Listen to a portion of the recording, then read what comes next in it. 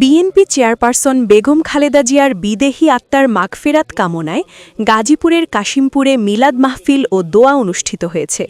গাজীপুর থেকে আব্দুল কুদ্দুসের প্রতিবেদনে দেখুন বিস্তারিত। শুক্রবার দিনব্যাপী গাজীপুরে কাশিমপুরে ৬টি ওয়ার্ডে মিলাদ মাহফিল ও দোয়া অনুষ্ঠিত হয়েছে। এ সময় প্রধান অতিথি হিসেবে উপস্থিত ছিলেন গাজীপুর মহানগর বিএনপির সভাপতি জনাব শওকত হোসেন সরকার। অতিথি হিসেবে বক্তব্য রাখেন গাজীপুর সংসদীয় আসন ১-এর সংসদ সদস্য পদপ্রার্থী ও সাবেক কালিয়াকৈর পৌর মেয়র মুজিবুর রহমান। ৩ নং ওয়ার্ড বিএনপির সাধারণ সম্পাদক হাশেম রেজার সঞ্চালনায় ওয়ার্ড বিএনপির সভাপতি হাজি তাহাজউদ্দিনের সভাপতিত্বে বক্তব্য রাখেন যুবদল কাশিমপুর থানার সদস্য সচিব KM হাফিজুর রহমান রাজু, কাশিমপুর থানা বিএনপির সভাপতি খন্দকার আলী হোসেন, সাধারণ সম্পাদক আব্দুর রহিম মাতব্বর, ৪ নং ওয়ার্ড বিএনপির সভাপতি হাজি মোস্তামিয়া, সাধারণ সম্পাদক আব্দুর রাজ্জাক রাজু সহ আরও অনেকে।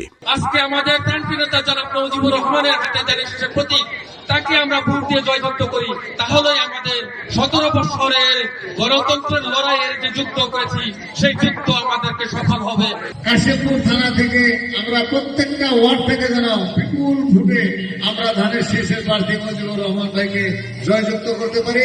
এ সময় বেগম খালেদা জিয়ার বিদেহী আত্মার মাগফেরাত কামনায় দেশ ও জাতির নিকট দোয়া কামনা ও আগামী জাতীয় সংসদ নির্বাচনে ধানের শীষে ভোট দিয়ে জয়যুক্ত করার আহ্বান জানান বক্তারা। যদি ধানের শীষ বিজয়ী হয় খালেদা জিয়ার আত্মা শান্তি পাবে, ধানের শীষ বিজয়ী হয় তারেক রহমান সাহেব দেশের প্রধানমন্ত্রী হবে। আমরা শুধু বিজয়ের মালা তারেক সাহেবের জন্য নিয়ে যাব।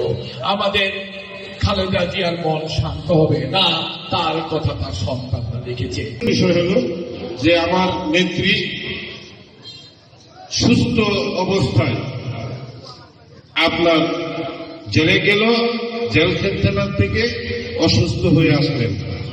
সেখানে আমার নেত্রীকে কি শাস্তি দেওয়া হয়েছে, কি খাওয়াইছে, যার কারণে নেত্রী আর সুস্থ হলেন না।